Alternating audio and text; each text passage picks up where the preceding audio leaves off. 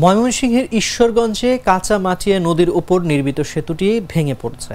এতে 4 ইউনিয়নের মানুষের চরম দুর্ভোগ পোহাতে হচ্ছে। শুক্রবার সেতুটি ভেঙে পড়ে। সেতুটি দীর্ঘদিন ধরে ঝুঁকিপূর্ণ সেতু ভেঙে দুর্ভোগ অবস্থানে ছিল।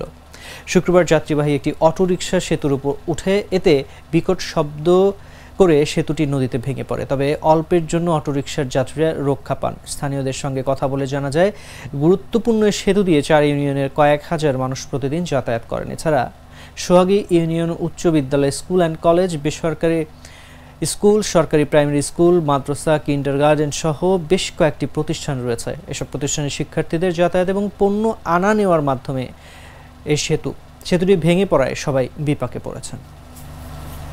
কয়টা গ্রামের লোকজন চলা